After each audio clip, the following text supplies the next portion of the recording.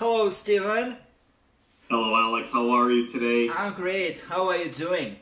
Doing fine. Another beautiful day here in Mexico. How about yourself? All good? That's fine here, and we have great weather too. And so, today's topic is about geography, and I just would Great like... topic!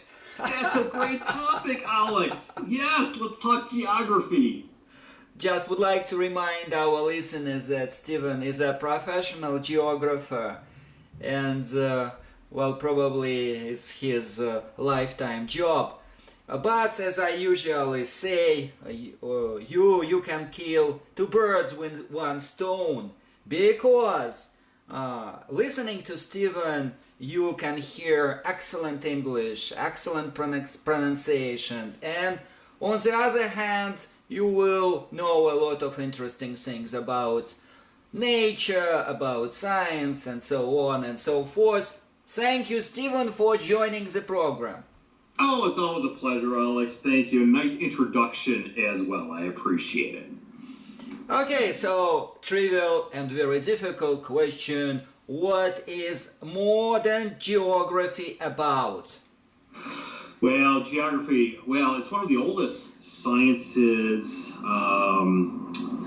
that ever began. You know, we begin with the Earth, so going back in time, it's one of the earliest and mothers of sciences. But today's geography is a little bit different, although we still study the Earth and Earth processes and human geography and how the human interaction with the world. Today's modern geography, like many disciplines, also implements a lot of technology, the technology of interactive maps, something called GPS, which many of you probably are familiar with, global positioning systems for our where are we and how do we get from here to there, and we can look up on a GPS how an online map on a cell phone, smartphone, on the computer can get us around. As well, GIS, Geographic Information Systems, and that's a very modern tool and technique in geography, and it helps us answer modern questions of where and why, and it's a great tool in geography. You have a question, a GIS can answer it. Maybe this is a topic for another class specifically on GIS, but I'll leave it at that. Also with geography, the use of remote sensing, talking about satellite technology, and this is great for interpretation of the natural systems of the Earth, water systems, forestry, deforestation, and many others as well.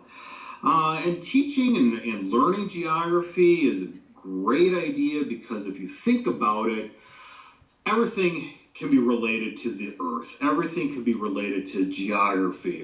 And so long as we're on the Earth, and if we move to the moon or to Mars, we still can do mapping on Mars and mapping on the moon. But we'll stick to the Earth today. But I encourage students and adults alike, not just young students, to learn a little bit about geography, because this is the planet we live on, and it's good to know about our planet Earth. And I'm sorry, Alex, you go ahead and ask the next question. Excellent, Maybe I'm talking too much. Excellent introduction, thank you. And when I remember this nice magazine, National Geographic, with a lot of absolutely stunning pictures, you can understand how beautiful our planet is, and how interesting it is to go under the water. And do we have 100% correct map of our planet Earth? Do we know anything? No, and never will we, because the Earth is a living entity, and it's always changing. In fact, most recently, there's, I believe, in Oceania, the Australia, New Zealand region of our planet Earth, the maps have to be redone because of shifting in the Earth over time. there's been now more than millimeters, centimeters of movement over time. And when now doing some remeasuring geodesy, they've noticed that the maps are actually inaccurate and have to be redone. Anytime we have a volcanic eruption, an earthquake, anything that shifts the planet, the design of the planet, the maps are now inaccurate. They're out of date.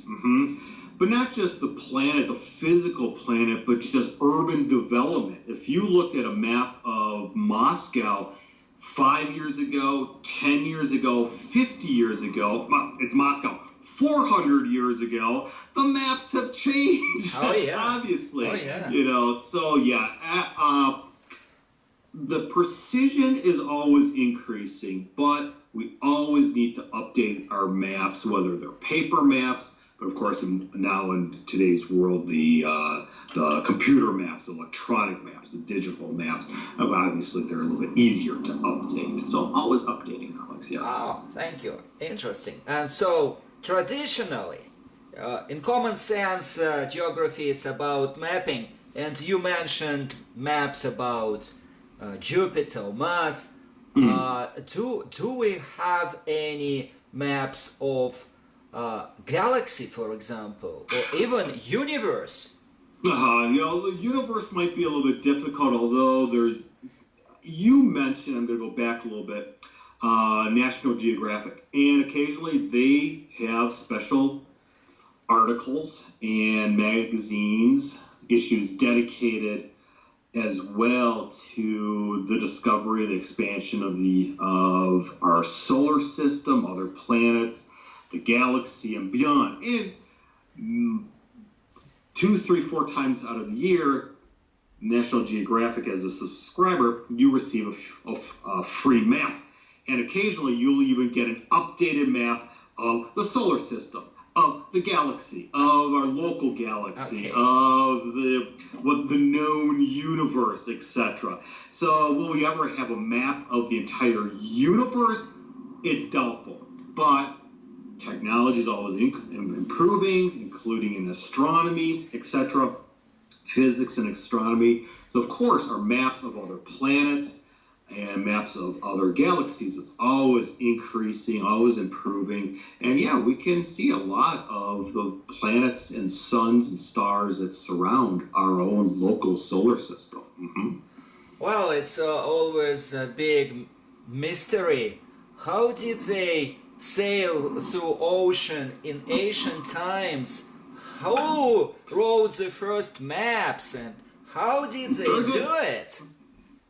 Good question. But you know what? You mentioned how did they sail the ocean in ancient times. It's probably not much different than how they do it today. The only difference is now we have different means of power. Back then it was all wind power or maybe manual labor, those who row the boats. I am not too sure the combination, but we go back in the days before, even before European explorers and sailors and before the Arabic sailors and so on. We can look at the Chinese sailors, and the Chinese had amazing sized vessels crossing the Pacific, entering the Indian Ocean, entering areas for discovery. Oh. And because humans are humans, we go back to the days of what I would call caveman days, and maps were drawn. Maps were drawn either in the sand, here's our location, and we're going to go hunt, or we're going to forage berries here. You can see some of the cave drawings have maps included, and as simple as they are maps. And people have used maps since the beginning of time. Well, so when we talk about sailors, it's a question about mapping the bottom of the ocean. Do you think we have better maps of moon than the maps of the ocean? Or Ooh, that's a very good question. Wow, that's a great question, Alex. Well, obviously we have very good maps of both, but if you made that comparison, we probably have better maps of the moon because we can use our telescopes. We can use the telescopes that are floating in space now, circling the Earth, for very accurate maps of the moon. Now, getting our maps of the ocean bottom, we might be using kind of a sonar technology, nobody's really just walking at the bottom of the ocean with the compass and marking, obviously. But yes, they're much better year to year, but I think more discoveries are being made at the bottom of the oceans than they are on the moon, or at least the moon that we know of. All right, so we have a lot of discussion now about universe, about Big Bang, how it is all started approximately 17 billion years ago from a tiny speck of energy, and our universe is expanding. Do you have any personal ideas about this theory, about Big Bang, about expanding, and even that it's not the single dimension? As I say, there are 11 dimensions, and probably there are another universe next to us. Do you have any ideas? Some of this I understand a lot of it.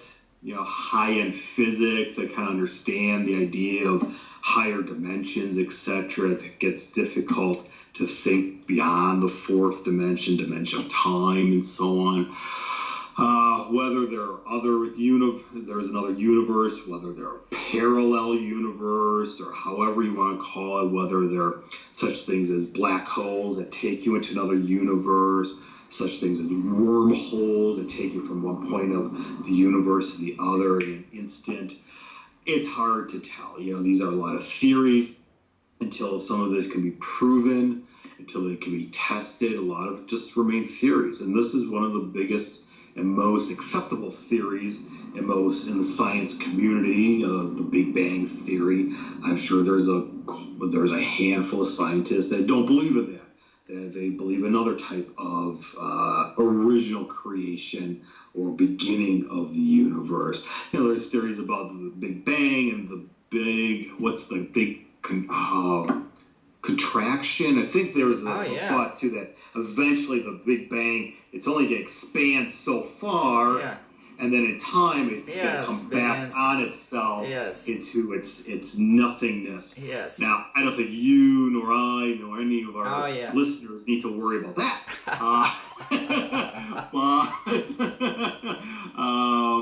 theory to theory, and it's interesting to hear and read some of these theories. But do I have any personal thoughts? Not really. I like the science of space. I like astronomy. But I don't really follow it as much as other sciences, Alex.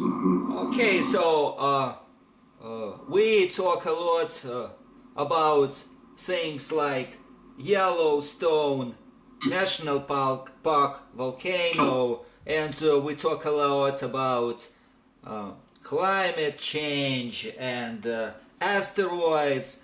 In some sense, it's just things we would like to talk about because it's always dangerous for our species on Earth. On the other hand, who knows, maybe the story with Yellowstone it's a story which will take place in thousands of years. Who knows? Right. But there's a lot of scientific evidence and the existence of this super volcano, and one day if it explodes could signal the end or the ending of mankind as we know it today. The fear of an asteroid the size of, Germany falling on to the Earth and destroying or blacking out the sun, ending our existence, and so on. I think you mentioned that. I think we should be focused more on something more controllable, and I think the disappearance of the bees is actually more of a concern because, to me, the bees are Yeah. so important for pollinating Yeah. so many different, not just flowers, fruits and vegetables. And you hear about the disappearance of the bees, and this is something we can control. We can't control if a volcano is going to hit. Yeah. We can't control if an asteroid Yeah. is going to hit. But if we are a little bit more concerned about the environment, not just recycling, environmental concerns, but that's my biggest highlight is if you see a bee, let it be. Don't have to kill it. It's not going to might bother you a little bit, but it's not going to, it wants to eat. It's looking for its food, and let it do its job. Oh, nice. Nice. So maybe on this sweet note, we will finish our interview today. Thanks a lot for your interesting explanations, and thanks a lot for your great efforts for teaching our students a lot of things, not only English. Thank you, Stephen. My pleasure, and I look forward to our next conversation. Thank you, Alex. You have a wonderful day. Have a great time. Goodbye. Bye now.